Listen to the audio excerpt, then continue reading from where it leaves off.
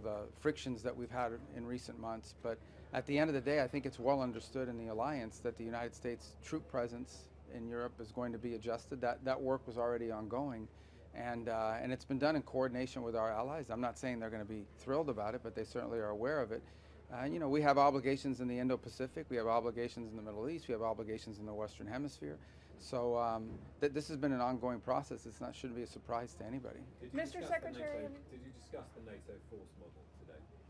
It didn't come up in directly in our, but again, it ties back to the same conversation, and that is, in a moment of conflict, what can everybody commit? And that decision, I think there's going to be some announcements on it later today in regards, if it hasn't come out already, in the next few days, and it'll be a collective product. I mean, they've been working it through the internal systems of NATO in terms of the force postures of what we would be able to supply along with others. Every country has to constantly reevaluate what their needs are, what their commitments are around the world, and how to properly structure that.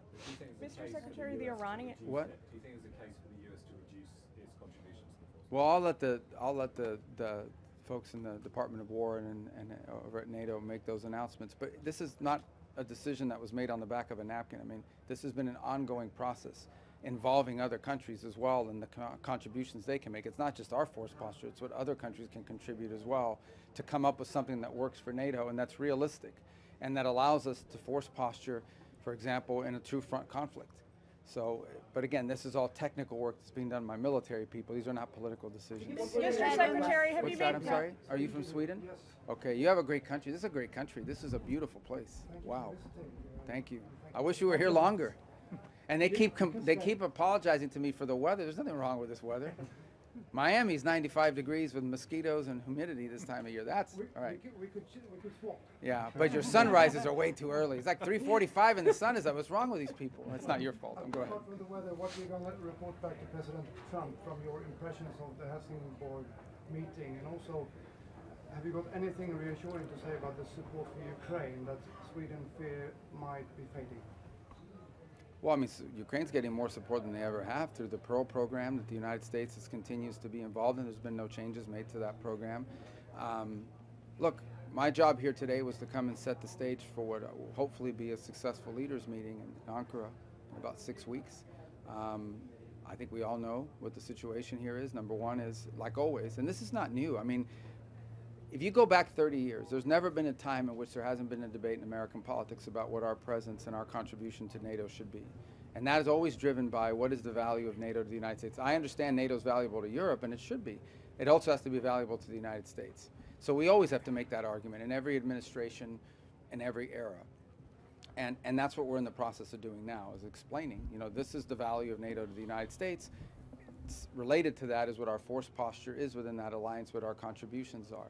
So obviously, one of the things that I've always used, and I've long been an advocate for NATO in my time in the Senate, and one of the arguments I always made was that these bases in the region provided us logistical options that we wouldn't otherwise have. And when some of those bases are denied to you during a conflict that we're involved in, then you question whether that value is still there. So that's going to have to be discussed. There's no doubt about it. I think there's also going to have to be some focus on how, a year after the meeting at The Hague, how much progress has been made in terms of the increased contributions. There are some countries that have doubled their defense spending over the last few years. There are others that are still lagging. In the end, the goal is to have a NATO that is strong, and the stronger our NATO allies are, the stronger NATO is going to be.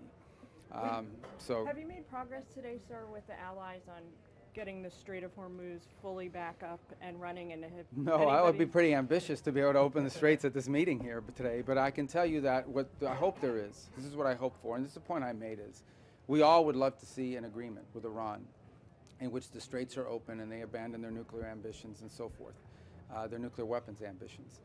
That's what we would all hope for, and that's what we're going to continue to work on, and that's what work is ongoing even as I speak to you now in that regard. But we also have to have a plan B. And plan B is, what if Iran refuses to open the straits? What if Iran decides we refuse to open the straits, we're going to own the straits, and we're going to charge tolls for it? Okay? At that point, something has to be done about it. And I would argue that there are countries represented here today that are more deeply impacted by this than even the United States is. So all I'm saying, and I've said, and I think this has been reiterated by others, there are other countries that agree with me on this, is that we have to start thinking about what do we do if a few weeks from now Iran decides we don't care, we're going to keep the straits closed, we're going to sink any ship that doesn't listen to us or doesn't pay us. Then someone's going to have to do something about it.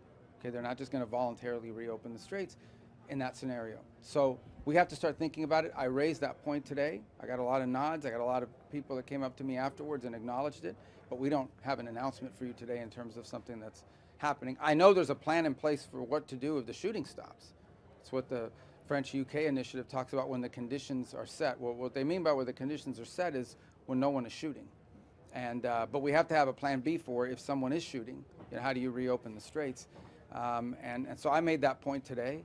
I don't know if that would be a NATO mission necessarily, but it would certainly be NATO countries that can contribute to it. Mr. Secretary, of Canada or of European partners with regard to reopening the strait today? Anything that they can do? No concrete ask today. I mean, that's not what the purpose of this meeting was. But I raised the point I just made a second ago, and that is that at some point, you know, ideally they open the straits. You still, if let's say Iran decides to open the straits and say, okay, we're not going to shoot at people anymore, someone's still going to have to go in and reduce these mines. And some of these countries have a lot of minesweepers, so they could play a key role. And I think that's the utility of the UK-French mechanism that they've set up. But I'm saying plan B needs to be, what if Iran says, no, we refuse to open the straits? Then someone's going to have to go in and do something about it. That doesn't mean we couldn't do it. We could. The United States could do it. But there are countries that have expressed an interest in potentially being a part of something like that if, in fact, we get to that point. We don't need their help, but they're willing to do it. And I think we should take them up on it if they are. But I don't think there's been any firm commitments or firm asks today. It would be premature. But I just raised the issue that this is something we may need to confront at some point. Again, if we can't get an agreement done, we'd prefer to get an agreement done. Another Go Swedish ahead. question, please. Yes. It's your country, I have to. With the Swedish administration today, what was the most important outcome of that meeting? With your administration here? Yes. Oh, first of all, well, I told them what I told you. They did a great job of hosting this, and they've been a model ally, really a tremendous addition to NATO. Beyond that, we are cooperating. We have for a long time cooperated on issues of technology and so forth. As an example, Ericsson's a very important company. It's one of the only companies in the world that can compete in 5G and 6G with Huawei, for example.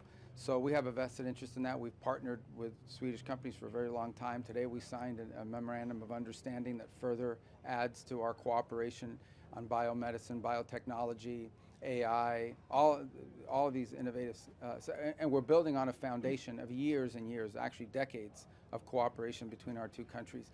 In fact, the first country in Europe that signed on to Pax Silica was Sweden.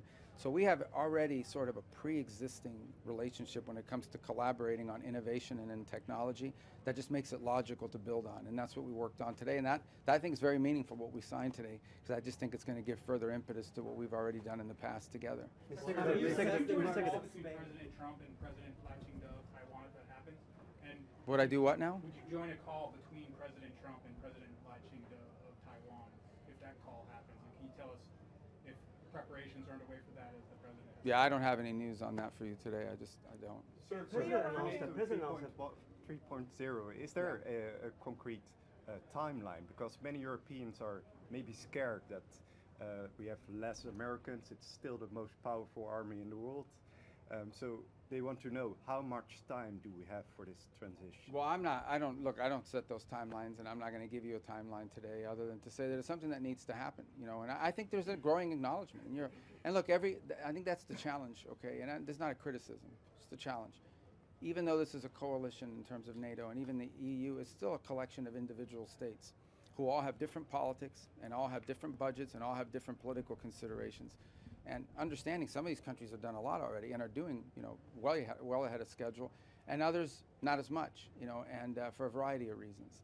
And so that's always the challenge with this, is that it's at the end, even though it's an alliance, you're dealing with, you know, individual countries who have their own political dynamics at play. And but look, it can't take forever, because ultimately there are decisions we need to make in terms of our own global force posture. Can you talk about the role of Qatar in terms of negotiating an end to the Iran war? There's some reporting today that a Qatari delegation negotiating team is in Tehran coordinating with the U.S. on trying to bring the war to an end. Well, the primary interlocutor on this has been Pakistan, and it continues to be, and they've done I think an admirable job, and that's who we continue to work through. Obviously, other countries, you know, have interests, because especially Gulf countries that are, you know, in the middle of all this, may have their own situation going on. We talk to all of them, but I would just say that the primary country we've been working with on all of this is Pakistan, and that remains the case. And it's my understanding he was supposed to go yesterday, but it could be as early as today that Field Marshal Munir could be traveling there very, very soon. And we're in constant communication with him at the highest levels of our government, are constantly talking to him. The president announced that. Do you think that? Sorry, sir. Do you think that the administration has to respect the 76,000 threshold troops deployment, U.S. troops deployment in Europe, or set by Congress, or do you think you can go below that? Below the 76,000 troops. You're asking me a legal question, like of our laws, or no? We need to. The United States has global military commitments. We've made commitments to South Korea, to Japan, to other places as well. We're constantly reevaluating the threat matrix in the world. Where could a conflict emerge? Are we properly postured, and so forth? And so this is always the work. Every Department of War, every Pentagon, over every administration has constantly had to reevaluate these things. And so, you know, we'll continue to reevaluate. That's been an ongoing process. It started from the first day of this administration, and throughout it, in coordination with NATO countries. So none of this is surprising, although, you know, obviously I understand why it creates some, you know, nervousness. But I think there's a broad recognition that there are going to be eventually less U.S. troops in Europe than there has historically been, for a variety of reasons. In fact, there was a surge after for example, the movement of troops from Germany that was announced a week ago. The Germans didn't freak out about it because they knew it just took us back to the 2022 numbers, and it was, I think, a reduction of less than 11 or 12% of our total presence there. And understand, sometimes when these numbers come out, these aren't just people with guns. These are support staff. I mean, there's all kinds of other things. These aren't just fighters, war fighters necessarily. They're all the support that comes with it. So, although they may be in uniform, and so nonetheless, I mean, but that's always going to be an ongoing process. All right, I do have to run, so a couple more. On that line, any role for NATO to play when it comes to the situation in Cuba? NATO's far from Cuba. I know. Mr. Secretary, We haven't talked about that at all. What do you see as Sweden's role within NATO? Important. I mean, Sweden's been an incredible addition to NATO. Understand, there's a country that basically had to defend itself for a very long time, but it has a robust and mature manufacturing sector, industrial sector, technology sector. So, look, this is not a criticism, so I don't want you guys to read into this as like I'm criticizing some country. But generally, you know, the additions to NATO have been countries that joined because they were in a weak position, and so they joined because they needed the collective strength of an alliance. But when we added the two countries, Sweden being one of them, these are two countries that brought to the table capabilities that NATO didn't used to have, and with whom we've already had long-term defense agreements for a very long time in cooperation. So Sweden was an incredible addition and made the alliance much stronger, no doubt about it. And especially now, we're talking about, one of the things we talk about is the defense industrial base. I mean, Sweden had a mature defense industrial base that it now brought into NATO, so the opportunity we already work on aircraft together and so forth. The ability to build on that is extraordinary, and that's one of the things we want to be able to do. And beyond defense, you know, on other areas that touch on defense but maybe are not defense directly. The Mr. Secretary, that there Did you get a question? only one. I know, but this guy's greedy.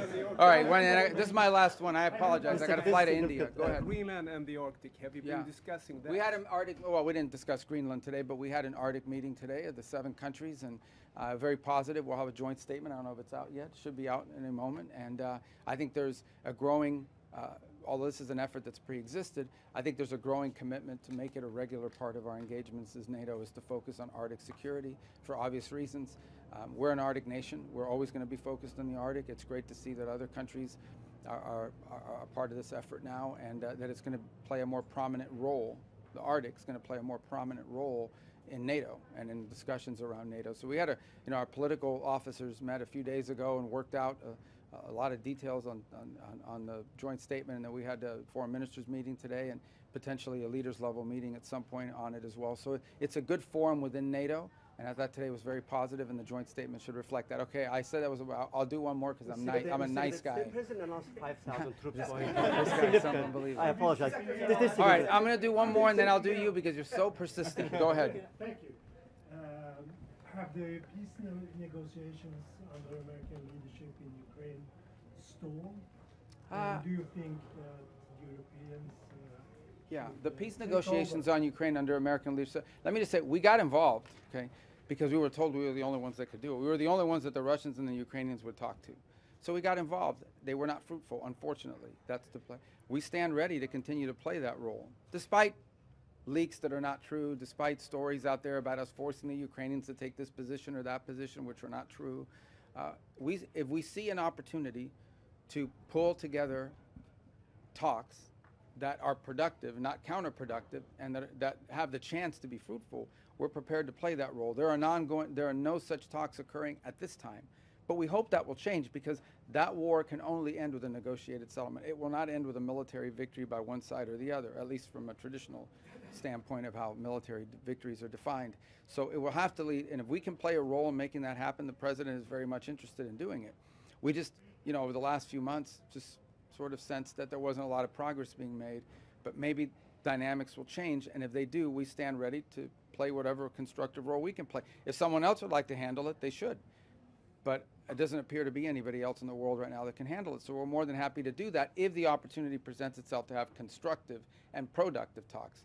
We're also not interested in getting involved in an endless cycle of meetings that lead to nothing. Okay. Very quickly, yeah, I appreciate that. Very quickly. And then I gotta go. The president said that 5,000 troops will be going to Poland. Can you please clarify where will they be coming from? And separately, they're coming from America. They're Americans. You mean specifically where? Mm-hmm. I'll leave the details on that to the Department of War to announce how these. 5,000 Yeah, but additional. in fairness, I'll leave it to the Pentagon to tell you the specifics of how logistically that's going to work. That's not my place to answer. Let me ask you something you can respond. Can I get your reaction to recent increasing Russian campaign targeting Baltic countries? Well, it's concerning. I mean, you always worry about escalation, right? You always worry about that. We understand, these countries feel threatened by it, obviously, for obvious reasons. So it's a concerning thing, because you always worry that something like that can spark into something bigger. And that's always a possibility. And so we're concerned about it. We're watching it carefully. We're obviously engaged with our allies in NATO on that regard in terms of what's happening, and we keep up to date. But the underlying response to your question is we're concerned about it because we don't want it to lead to some broader conflict that can really lead to something far worse. The Iranians today said, Mr. Secretary, that there's some forward movement. I said the same thing. I can't believe I said the same thing that the Iranians did. There's been some progress. I wouldn't exaggerate it. I wouldn't diminish it. There's more work to be done, but look, yeah, there's been some, and that's a good sign. I'm glad they said that. We're not there yet. I hope we get there. The president would prefer to do a good deal.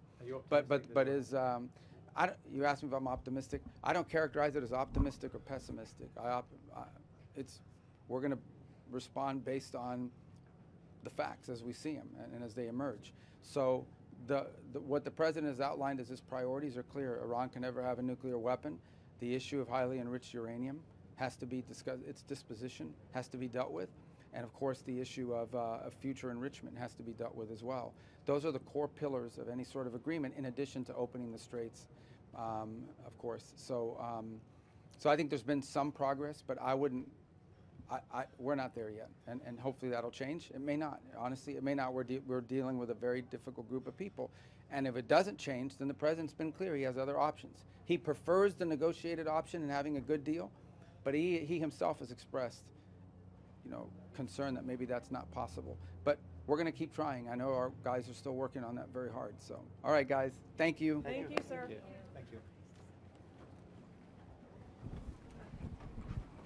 U.S. traveling press, we've got to get out of here.